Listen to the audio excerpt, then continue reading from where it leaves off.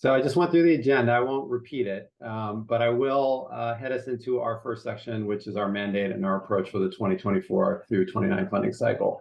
So I think it's helpful for us to just start off with the big picture so you all can understand basically how your work as a reader really feeds into the work that we do as a department. And I think the best place to start is with our charter. So section 16.108 of the San Francisco Charter requires DCYF to do a lot of things, but two of those things is to the maximum extent feasible to distribute funds equitably among services for all age groups from infancy to today, and to ensure that children and youth with the highest needs receive maximum benefit from the fund, and that equity is a guiding principle of the funding process. And so I think these two goals really kind of sum up our role, DCYF's role, as both the steward of the Children and Youth Fund and an equitable distributor of resources.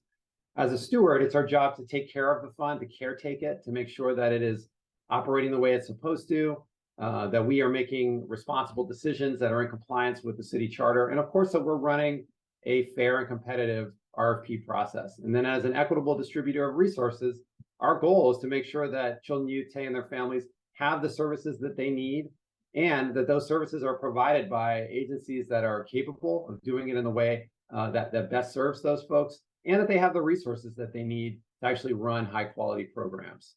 Next slide, please. So the way that we fulfill our equity mandates is really through our planning process. And that process includes the Community Needs Assessment, or the CNA, the Services Allocation Plan, or our SAP, and our Request for Proposals, which is, of course, our RFP.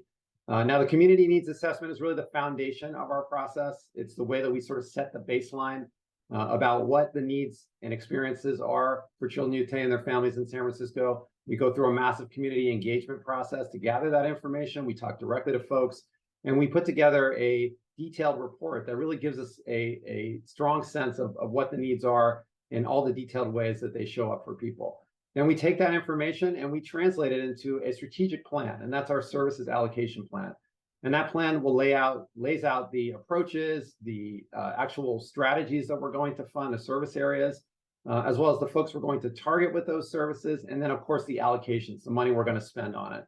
And then lastly, we run our request for proposals process to try to select the providers who can actually deliver those services that we outline in the SAP. And the idea there is that we want to make sure that those providers are the ones who are best situated to provide services in the way that folks need, so that they have all the various skills that we know are so important. You know, being culturally relevant, having strong language skills and ability to connect to folks, great connection to communities, and then of course, also just the ability to run high quality programs. So that's all really key for us. And the key thing here is that if you were to look at some of the needs in the CNA, you could actually trace a direct line from the CNA through the allocation plan to our RFP. And that is by design, because ultimately we want to make sure that our processes are driven by what the actual needs are and that we're responsive to those needs. Next slide, please. And so because need is so important, we actually have multiple layers of need that we're trying to address. We are charter mandated to serve all children, youth, and their families in San Francisco. But as I just stated, we are also required to ensure that those who have the highest need get the most benefit from the fund. And so to do that, we also identify two other groups: concentrated need populations and then characteristics of increased need. So our concentrated need populations are our priority populations. They include African Americans, American Indian, Alaska Native, Hispanic, Latinx, Pacific Islander, and low-income Asian children, youth, and families, as well as disconnected transitional age youth and young adults, families economically impacted by COVID, and individuals with disabilities and their families. And then there are multiple characteristics that we identify, and of course, many of these intersect with our priority populations. I won't read them all, but there are several listed here. So just to highlight a handful: teen parents, English learners, undocumented, justice system involved, folks facing academic underperformance or disconnect from school.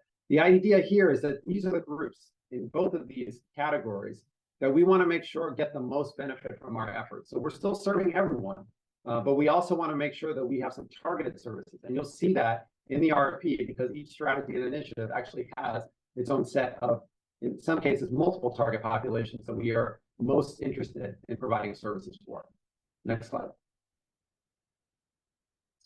Now, as we look to the new funding cycle, we also recognize that we need to do some different things because we want to get to some different results. I personally have been involved with DCYF for basically more than 20 years, both as a grantee and as a staff person. And I know I can speak for multiple folks here on this call and saying that we all are getting a little bit tired of reading the same story every time we come out with a new CNA. And so the idea for us going into this new cycle is that we really want to see some better outcomes for children, youth, and their families when we come back around for our next CNA. But we also recognize that we can't just continue to do the same thing and expect to get some different results. So we also have to change how we're operating. Next slide.